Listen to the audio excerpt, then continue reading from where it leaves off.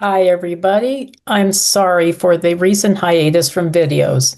I've been busy with quite a few events and traveling this summer. But not to worry, I'm back with a new video series called Starseed Tuesdays that I hope you all will enjoy and find enlightening. This week, we'll be starting off with the beautiful but enigmatic world of Beta Centauri, also known as Hadar. Have you ever felt like you love so deeply that sometimes it hurts? Or maybe you've noticed that no matter what happens in your life, your heart keeps opening wider and wider. If this sounds familiar, you may carry the beautiful but complex energy of a Hadarian Starseed. Hi, I'm Debbie Solaris, Galactic historian and Akashic Records reader. And today we're going to explore the unique soul group known as the Hadarians, who they are, their history, their gifts, their challenges, and how you might recognize this star lineage within yourself. Let's start off with the story of Hadar and begin where they came from. Their origin is the Hadar star system, also known as Beta Centauri. Unlike some starseed groups that still have a thriving home civilization, the Hadarian world no longer exists. Their planet was destroyed during galactic conflicts many eons ago. Imagine the heartbreak of losing your entire home, your culture, and your way of life. But rather than giving up, the Hadarian souls made a very brave choice. They carried the legacy of unconditional love out into the galaxy.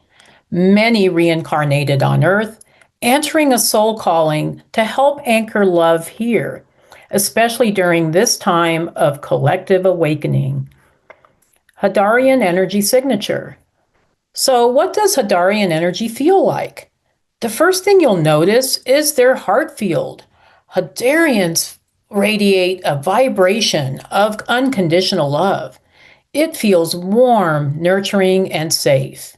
They're natural empaths, often able to sense what others are feeling without a word being spoken. They carry a frequency that soothes and heals simply by being present. Many are drawn to roles as healers, counselors, or take caretakers. But because their hearts are so open, Hadarians can also oftentimes feel overwhelmed. They may absorb collective pain or feel crushed by the negativity in the world. This is part of their challenge here. Some gifts of the Hadarian soul. So when Hadarians step into their power, their love is radiant. Their very presence shifts energy in a room. They remind humanity of what we've forgotten, that love is our natural state of being.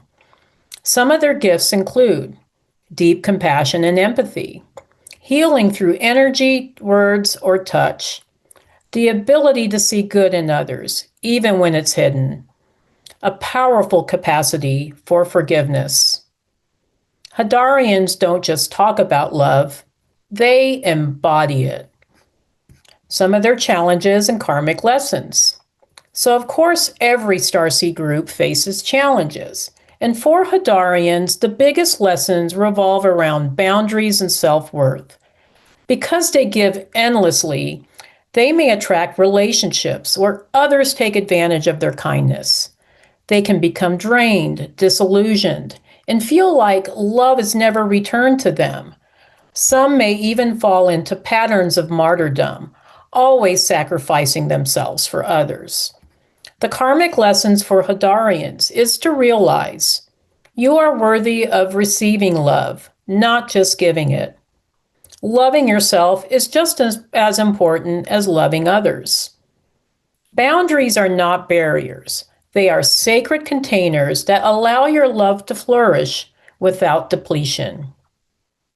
So, does this resonate with you? Do you often feel like you give so much of yourself that there's nothing left? That might be your Hadarian soul calling you to balance giving with receiving. Let's talk now about some famous Hadarian starseeds. Just to give you some real-world examples, there are several well-known figures who carry Hadarian energy. Princess Diana, with her radiant compassion and humanitarian spirit. Mahatma Gandhi, who embodied peaceful resistance and love in action. Confucius, the philosopher, who sought harmony and moral wisdom. Marilyn Monroe, who, despite her challenges, radiated a soft vulnerability and desire for love. And Gwyneth Paltrow, who channels Hadarian frequency through her focus on wellness and spiritual lifestyle.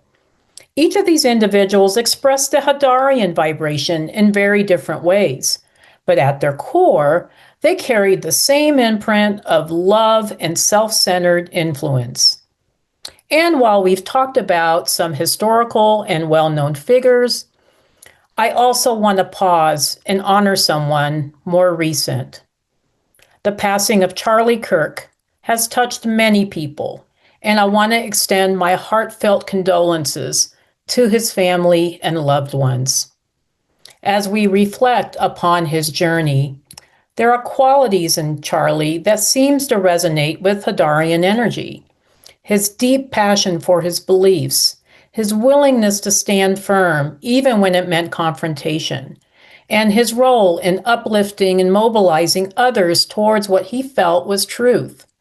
While no one is perfect, his life reminds us that Hadarian Starseeds often carry hearts that burn bright, even in the face of adversity. May his soul be held in peace. May his family find comfort during this difficult time. And may his legacy continue to spark courage, compassion, and unity. And as we reflect on the ways that Hadarian energy shows up in people's lives, it's also helpful to look at some of the tools that can support Hadarians on their journey. One of the most powerful connections they share is with the crystal kingdom. So we're going to talk about the best crystals for Hadarians. So one of the beautiful gifts that Hadarians bring is their natural resonance with the crystal kingdom. They can sense and amplify the magical properties of crystals, often without formal training. Some of the most powerful crystals for Hadarian starseeds are amethyst, a protective stone that shields against psychic attack and negative energy. Since Hadarians often attract negativity without realizing it, amethyst creates a protective barrier that helps them feel safe. Lapis lazuli, a stone of wisdom and truth. This helps Hadarians access their higher knowledge and bring clarity when their emotions feel overwhelming. And also turquoise, a stone of healing and communication. It helps open the channels between Hadarians and their spirit guides, while also soothing the throat chakra for more authentic self-expression. By working with these stones, Hadarians can strengthen their natural gifts and align with their higher purpose. So to get started, simply hold your chosen crystal in your hand and open yourself up to its energy. Place it on your body or in your environment and take time to meditate with it. Let the crystal share its message with you. The key is to trust your intuition. Allow the crystal to guide you and go with what feels right. Hadarian mission on Earth. The sole mission of Hadarians is profound. They come to Earth to remind humanity what unconditional love truly looks like, not as a concept, but as a lived reality. So by choosing to reincarnate here, they anchor love into the collective field, helping to heal centuries of division, trauma, and fear. They're here to help humanity remember that love is not a weakness, but the greatest power we have. Every time a Hadarian chooses self-love, every time they share kindness without expectation, they are uplifting the planet. Their mission is both personal and planetary.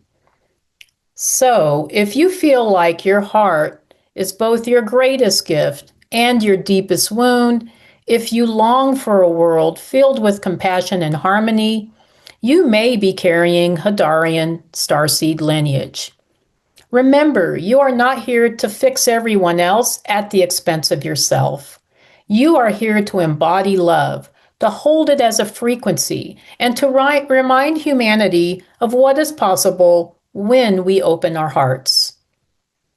Thank you for joining me today. I'll be sharing more videos on different starseed groups each week.